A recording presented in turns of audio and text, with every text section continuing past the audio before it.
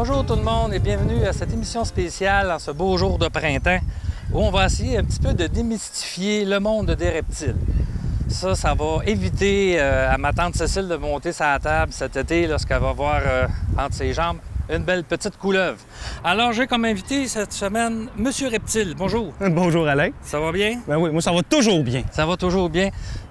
Parle-moi un petit peu de toi. Tu viens d'où? Puis pourquoi tu fais ça? Je viens d'où? Aujourd'hui, je viens de Trois-Rivières, Okay. mais je suis originaire de Lanoret. C'est un petit village qui est juste à côté de Berthier. Moi, ma passion, c'est les reptiles. C'est devenu une passion assez grande que j'en ai fait mon métier. C'est-à-dire qu'aujourd'hui, je suis propriétaire d'un zoo de reptiles à Trois-Rivières.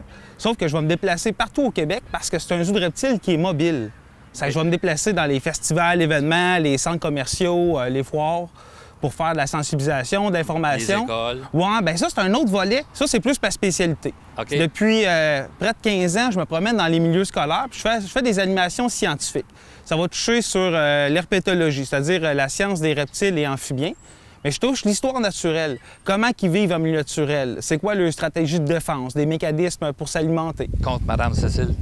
Ouais, contre Madame Cécile. Après ça, c'est quoi leur rôle dans notre écosystème, dans notre biodiversité? Ils sont pas là juste pour le fun. Il y a un rôle à jouer, puis j'explique ce rôle-là, puis aussi leur importance, justement, dans le milieu naturel, puis l'importance qu'il y a de les préserver au lieu de vouloir les capturer. OK. Fait que cette semaine, tu es venu faire un tour à Berthier pour nous présenter quelques-unes de tes bestioles, parce que dans le commun des mortels, on ne se le cachera pas, on appelle ça des bestioles, mais il y en a des grosses parmi ça aussi. Hein? Ben oui, je suis descendu aujourd'hui juste spécialement pour les 3 amis qui sont ici avec nous. Je vais leur présenter des espèces de reptiles qui sont exotiques puis indigènes. J'ai des animaux qui viennent d'un petit peu partout sur la planète, mais je vais leur présenter aussi un reptile bien spécial qui vient du Québec, que j'ai apporté avec moi. Oh, OK. Alors, juste en passant, vous mentionnez, nous avons 3 étudiants de l'école primaire de Berthier. Nous avons Williams, Émile et Juliette qui vont participer avec nous à cette émission d'une durée d'une 30aine de minutes. Alors, on vous revient tout de suite après une petite courte pause. De samedi matin à 9h30, nos téléspectateurs sont invités au Super Bingo télévisé diffusé de nos studios de Berthierville. Depuis maintenant plus de 18 ans, plusieurs adeptes de la télévision régionale se sont partagés un montant de 500 $ disponible chaque semaine lors de cette joute de bingo télévisée. 2 animateurs et 3 vérificateurs bénévoles se succèdent à la caméra de CTRB dans le but de vous faire passer une petite heure agréable et payante le samedi matin. On peut se procurer les cartes de jeu chez les dépositaires autorisés participants à Berthierville, le dépanneur Formule 1 rue Gilles-Villeneuve, le marché IGA Extra sur Gilles-Villeneuve, le dépanneur Gauthier-Savard au 480 Montcalm, l'Auto-Québec au coin sur la place du marché, le marché Métro rue Notre-Dame, la pharmacie Brunet rue Frontenac. À Saint-Ignace de Loyola, le marché Aldo rang Saint-Michel, le dépanneur Le Magasin Esso sur le chemin de la Traverse. C'est un rendez-vous tous les samedis matins à 9h30 sur les ondes de CTRB, votre télévision régionale et communautaire. Alors, comme je vous ai mentionné avant de quitter, nous allons commencer tout de suite à vous présenter des petits spécimens de reptiles. Alors, Monsieur Reptile, nous avons des spécimens d'enfants qui vont expérimenter un peu ce qu'est toucher à ces petits reptiles. Alors, tu peux nous en présenter un premier? Bien, on va commencer, au lieu de commencer avec un premier, on va même commencer avec 2 premiers. Ah! La première espèce que j'ai apportée, c'est un petit lézard qui est quand même fragile.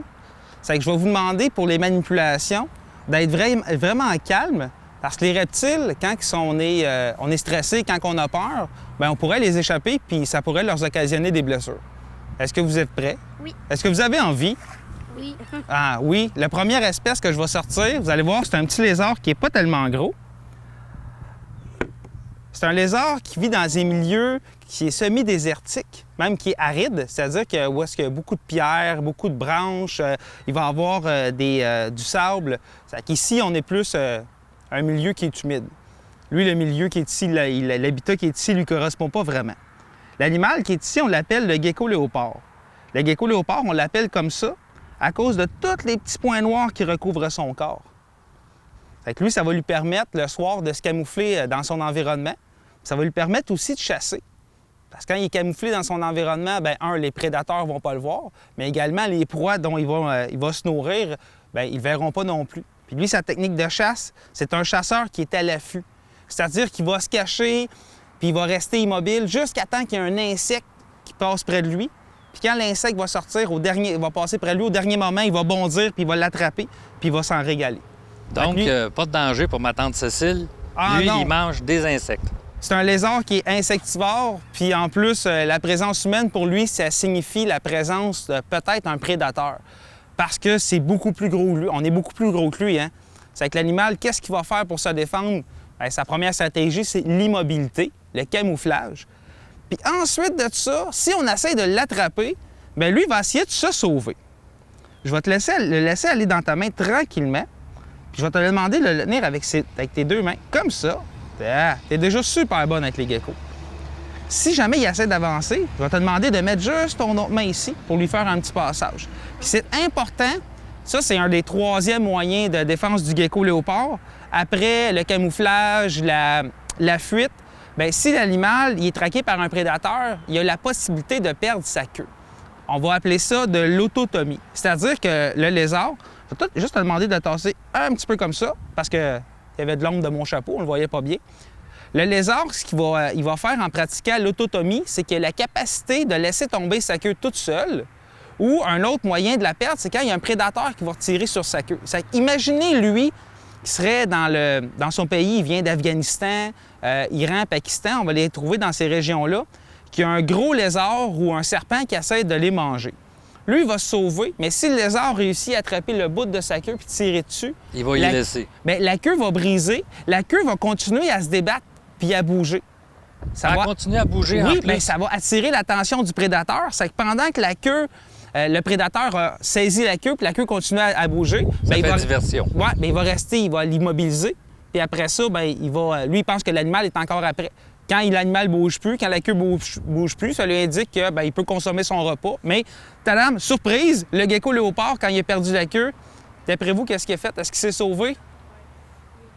Bien, il profite de ce moment-là pour se réfugier dans son terrier ou dans les montagnes de pierre. C'est pour ça qu'il va habiter des régions où il y a beaucoup de pierres, parce que ça lui permet, de se cacher des prédateurs, puis aussi d'avoir un abri là, quand il va dormir. C'est presque un kamikaze. Pas tout à fait. J'ai d'autres espèces, vous allez voir, qui sont beaucoup plus kamikazes que oui? ça. Les geckos léopards, en milieu naturel, quand on va les retrouver, sont recouverts de petits points noirs comme celui-là. Mais en captivité, on a fait ce qu'on appelle de la reproduction sélective. On a reproduit des geckos léopards ensemble, entre eux, puis on s'est aperçu qu'il y en avait qui avaient moins de points noirs sur leur dos. C'est quand on dit de la reproduction sélective, c'est de choisir ces spécimens-là qui ont moins de points noirs pour les accoupler ensemble. Puis après plusieurs générations, qu'est-ce que vous croyez qui va arriver? Bien, il n'y a plus du tout de points noirs.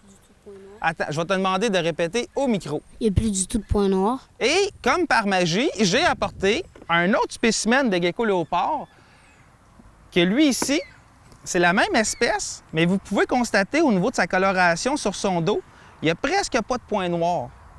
C'est que ça demeure la même espèce, mais c'est simplement parce qu'il y a une coloration de peau qui est différente. Je vais te demander de mettre les mains comme ça. Ah, t'es déjà bon. Tu l'attendais, hein? Oui. C'est que l'animal qui est ici, c'est important quand on va manipuler un lézard, d'y aller doucement, de ne pas faire une pression sur son corps, parce que l'animal pourrait se penser en danger, pourrait penser que sa vie est menacée. Il va essayer de se sauver, il peut tomber par terre, mais également, si on fait une pression trop forte et qu'on tient la queue, bien, ça se pourrait qu'elle nous reste dans les mains. Une des particularités du gecko léopard, c'est que sa queue, c'est ses réserves de graisse. C'est que l'animal qui perd sa queue a besoin de récumuler d'autres réserves de graisse. Bien, on va le voir chez quelques espèces de lézards, la queue va repousser. Ça va prendre environ 60 jours, 60 à 90 jours, ça va dépendre là, des réserves alimentaires qu'il y a sur son territoire. C'est que plus il y a d'insectes dans son environnement, puis plus il est capable d'en dévorer, de refaire des réserves alimentaires, puis sa queue va repousser. Malheureusement, sa queue ne repousse pas comme l'original. Les queues des lézards qu'on a ici, ce sont les queues qui sont originales. C'est qu'on peut voir qu'il y a une série d'anneaux. Oups! Aïe. Ah! Qu'est-ce qu'il a fait? Il a fait pipi. En fait, il a vidé une petite partie de son système digestif parce qu'il ne se sentait pas à l'aise de sa manipulation. Mais l'animal, tu vois qu'il n'a pas essayé de se sauver. Puis c'est la faute à qui? C'est À de la Monsieur faute Reptile. à moi! Je vais prendre le blâme.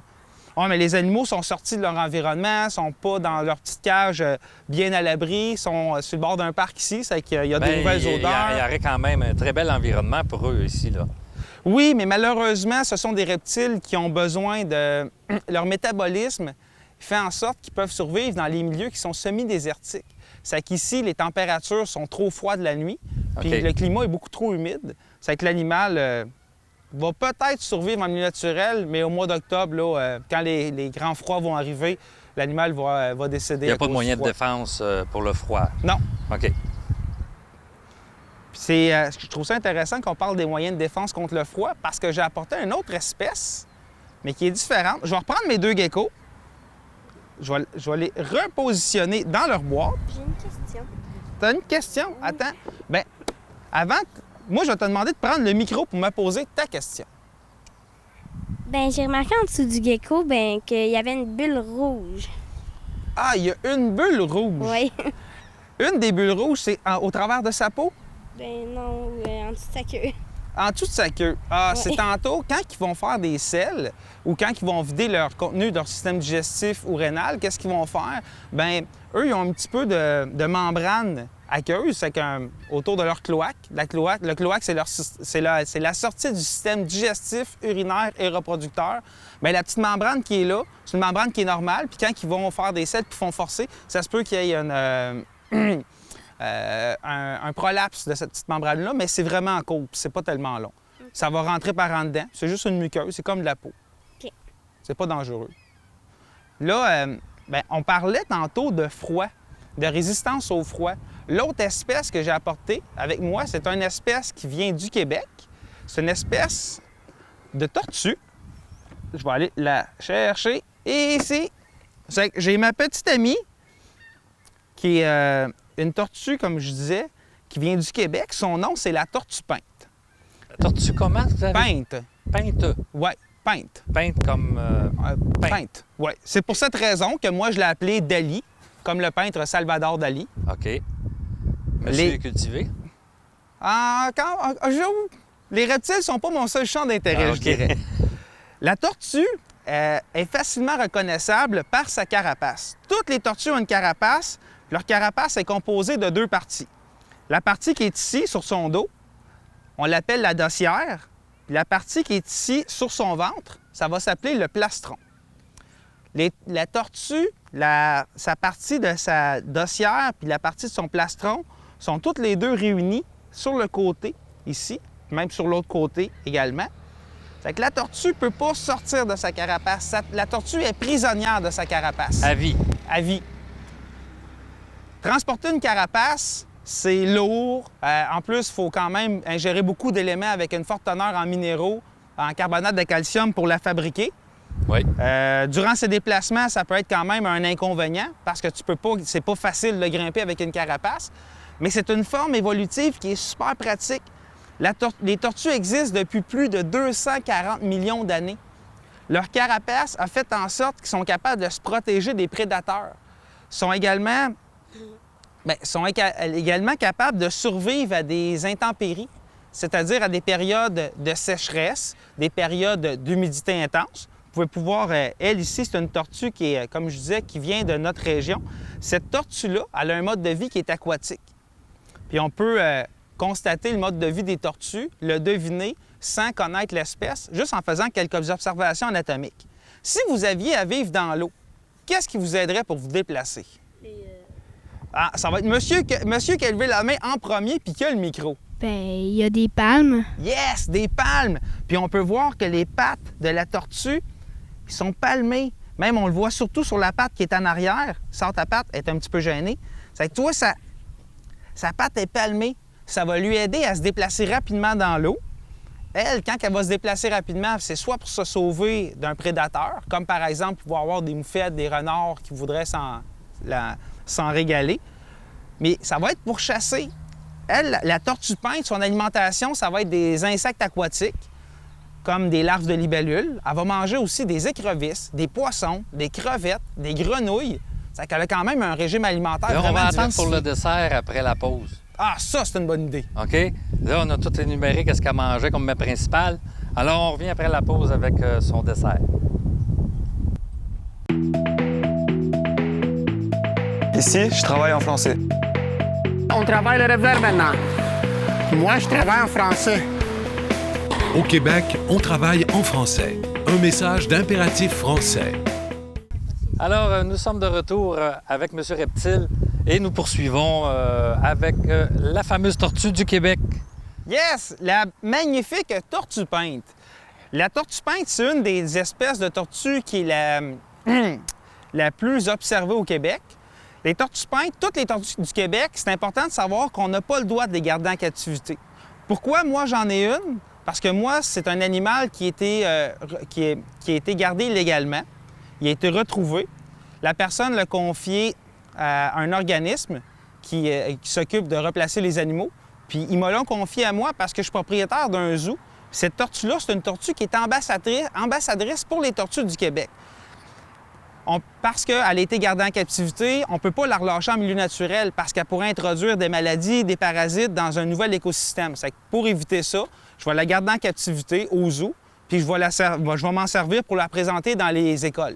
Puis elle serait pas mal dépaysée aussi si on la relâchait dans la nature. Là. Bien, effectivement, cet animal-là, je ne sais pas de quel endroit qu'elle vient. Est-ce qu'elle vient dessus? Est-ce qu'elle vient de la région de Berthier, de la Naudière? Est-ce qu'elle vient de la région de Gaspésie? C'est que pour éviter de faire de l'introduction de nouvelles maladies, ça représente quand même un potentiel pour les espèces qui sont déjà en milieu naturel. Ouais. C'est que pour leur sauvegarde, je vais préférer la garder.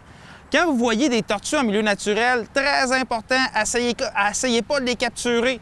Les tortues, comme toutes les autres espèces animales sur la planète, elles ont une bouche et quand tu as une bouche, tu peux mordre. La morsure, c'est un de ses moyens de défense. C'est que la tortue, si vous essayez de la capturer, elle a un bec qui est tranchant pour s'alimenter, mais pour se défendre, elle pourrait vous faire des sérieuses blessures au niveau des doigts. La tortue, qu'est-ce qui est intéressant aussi à savoir, c'est que dans votre dos, comme la tortue, vous avez une colonne vertébrale. La colonne vertébrale de la tortue, elle est collée dans le dos de sa carapace ici. C'est qu'elle, elle ne peut pas sortir de sa carapace. Elle est prisonnière à l'intérieur. Donc, elle n'a aucune colonne vertébrale à l'intérieur. Bien, oui, elle a une colonne vertébrale, mais elle est collée dans sa carapace. Il y a un trou où est-ce qu'il y a une colonne vertébrale. Puis de là, va partir, bien, c'est l'ossature de ses pattes avant, ses pattes arrière. Mais parlant d'animaux avec des colonnes vertébrales, j'en ai un suivant à vous présenter. Le squelette de l'animal que je vais vous présenter, c'est seulement une colonne vertébrale. Est-ce que vous avez une idée de qu'est-ce que je vais sortir? Un serpent. Ouais! C'est une bonne réponse. Alors, ici, j'ai... Alors, on change de catégorie, là. Ben oui, on passe aux serpents. Les serpents, leur squelette, il n'est pas tellement compliqué. Ça va être un crâne, il va avoir une colonne vertébrale. Même si tu veux toucher ici, tu peux sentir sa colonne qui est sur son dos ici. Il va avoir des côtes. Nous, les humains, on a 24 côtes. Les serpents peuvent en avoir jusqu'à 400. Ça va leur donner la capacité de grimper, se déplacer, ramper, nager. C'est des bons nageurs. Ils sont en mesure de coloniser plein d'habitats différents. L'espèce que j'ai ici, on l'appelle le python de Woma. Et le python de Woma, c'est un serpent qui vient d'Australie. Un python, c'est pas originalement vénéneux ou... C'est une bonne question.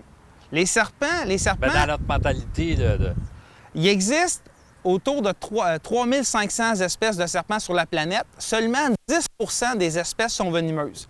C'est-à-dire c'est environ 350 espèces. Il n'y a aucune espèce de python qui est venimeuse.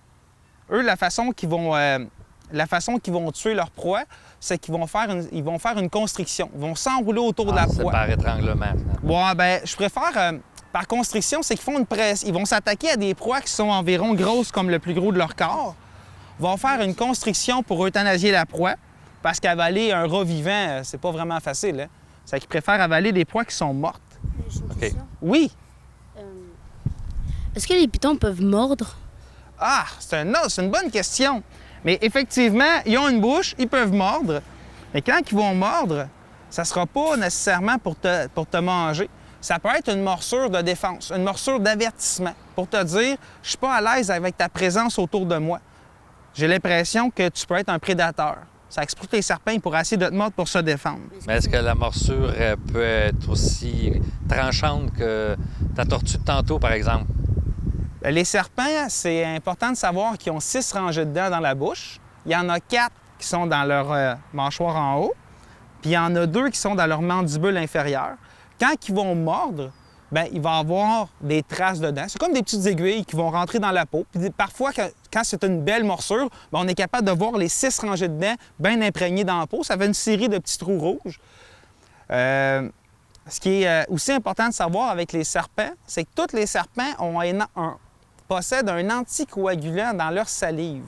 C'est-à-dire, quand ils vont nous mordre, bien, le sang va continuer à sortir. Le sang ne pourra pas coaguler au niveau de la plaie. OK. Puis on va saigner un petit peu plus longtemps qu'avec un autre type de blessure. Ça a comme avantage que si jamais il y a des bactéries sur ma peau, puis que le serpent, pendant sa morsure, les fait rentrer à l'intérieur, bien, à cause de l'anticoagulant, je vais avoir une présence, plus de saignement, puis tout va être sorti. Parce que ça fait au-dessus de 20 ans que je travaille avec des reptiles, bien, j'ai eu plusieurs centaines de morsures de serpents. Là, j'ai pas... Et tu n'en es pas mort? Mais non, j'ai jamais eu aucune infection suite à une morsure de serpent. Par contre, j'ai quand même eu des blessures avec des petits éclisses de bois, des échardes, puis c'est beaucoup plus douloureux, je trouve, qu'une petite morsure de serpent. OK. Est-ce que vous avez des questions? Oui.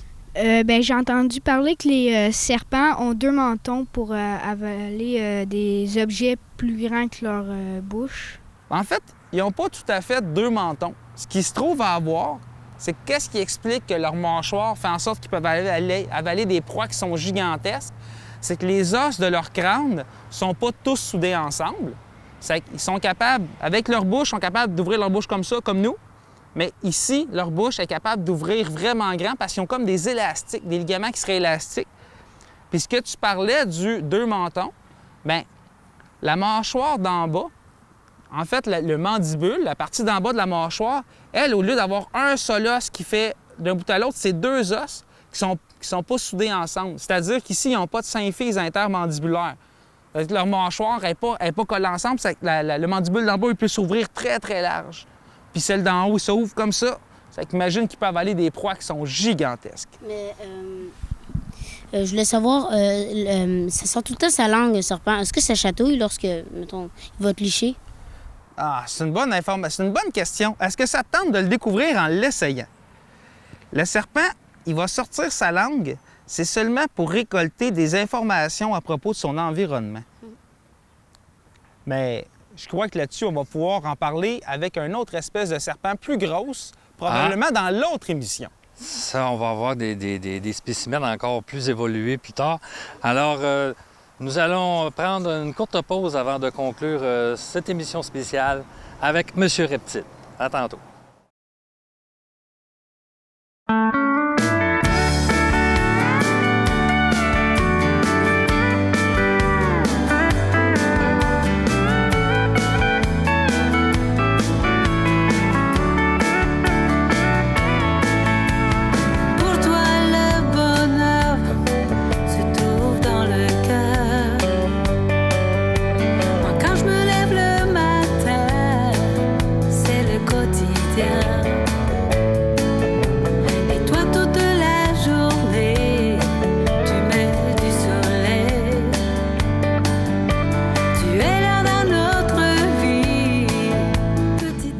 Ici Diane Morin, bienvenue à votre émission Le Relais du Country.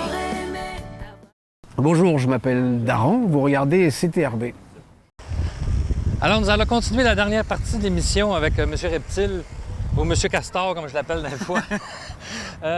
Est-ce que les enfants, vous avez d'autres questions à poser à M. Reptile? Oui, moi, ma question, c'était pour savoir, à propos des geckos de tout à l'heure, où c'est qu'on pourrait s'en procurer un? Ah, ça, c'est une excellente question. Moi, je vais te répondre en te disant que les geckos léopards, c'est une espèce qui se garde quand même facilement en captivité. Tu pourrais en trouver dans une animalerie, chez des gens qui vont même parfois en reproduire chez eux, à la maison. Par contre, je dois t'informer qu'un gecko léopard, c'est un petit lézard qui vit quand même 15 ans. C'est si tu dis « je vais acheter un gecko léopard comme animal de compagnie », pendant les 15 prochaines années, tu vas t'engager à le nourrir, à le soigner, à l'apporter chez le vétérinaire s'il tombe malade. Mais également, quand tu nourris, il faut que tu y achètes des insectes que tu vas aller acheter eux aussi à l'animalerie. C'est que pendant les 15 prochaines années, si tu es prête à assumer la responsabilité de ton animal, tu peux aller t'en acheter un. Mais il ne faut pas que tu oublies que tu vas avoir aussi de l'équipement, des cages, des aquariums, des réflecteurs chauffants que tu vas devoir te procurer pour ton animal. Donc, c'est un investissement de quelques centaines de dollars. Là. Ah oui, il y a plusieurs centaines de dollars. Mais moi, je dis que les meilleurs lézards à avoir en captivité, même les meilleurs serpents, c'est ceux qui vendent, qui sont en plastique. Parce qu'eux autres, là, l'avantage, c'est que tu peux jouer des tours avec, les cacher. C'est pas mal drôle. Avez-vous d'autres questions? Oui, monsieur. Et monsieur Cette espèce de python, elle provient de où? Ah, c'est une autre bonne question. C'est qu'ici, cette espèce-là, le python de Woma, provient d'Australie. En Australie, il va y avoir des régions qui sont beaucoup plus désertiques que d'autres. Lui va vivre en bordure des régions désertiques, puis on peut le voir, on peut l'observer par sa coloration. Lui va vivre dans des endroits où est-ce qu'il y a des arbres, parfois des petits arbustes qui sont morts, des gazons qui sont secs. Mais vous pouvez voir qu'il va avoir le même type de coloration puis le même type de bande que les arbustes pour être capable de se camoufler au travers des arbustes pour manger des lézards, pour manger aussi des petits mammifères puis des oiseaux qu'il pourrait trouver là, dans son environnement en Australie. Une autre question? Yes! Mon autre question, c'est que, tu sais, c'est les serpents ou les reptiles, dans le fond, ils s'adaptent à leur environnement, mais est-ce qu'avant, ils étaient complètement différents, ils n'avaient pas la même couleur que leur environnement, puis au gré du temps, ils ont évolué pour devenir de la même couleur que leur environnement? Bien, oui, tu as raison. Mais ce qui est arrivé, c'est que parce que leur environnement a changé, a subi des changements, bien, c'était ceux qui avaient le plus de chances de survie avec ces changements-là qui ont réussi à perpétuer l'espèce. Il y a eu une sélection naturelle. Oui, il y a eu une sélection naturelle. C'est que si les serpents qui étaient rayés, comme lui, par exemple, avec des bandes très, très, très foncées, bien, se faisaient repérer plus facilement par les prédateurs.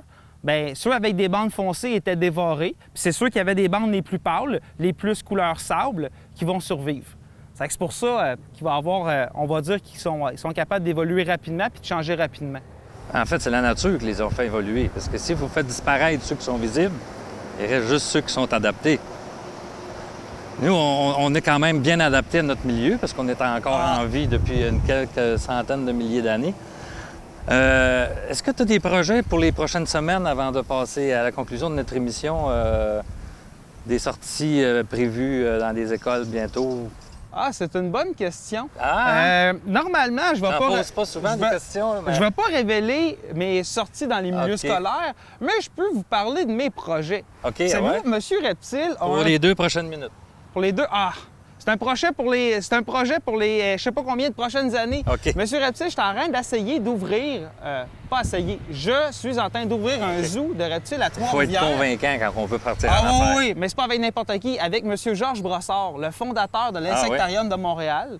Un zoo qui aurait plus l'air d'un musée d'histoire naturelle présentant des reptiles, des insectes, puis aussi des fossiles de dinosaures. C'est un beau projet. Ben, à Trois-Rivières? Oui, à Trois-Rivières. Dans quel coin? Ben là, je vais garder la surprise pour demain que j'ouvre. Oui! On va garder la surprise. Alors, ça complète pour cet épisode. Nous allons avoir une deuxième émission spéciale sur les reptiles et cette fois-ci, nous aurons encore des reptiles de plus grande envergure accompagnés de M. Reptile. Alors, merci les enfants. Émile, William et Juliette. À la prochaine.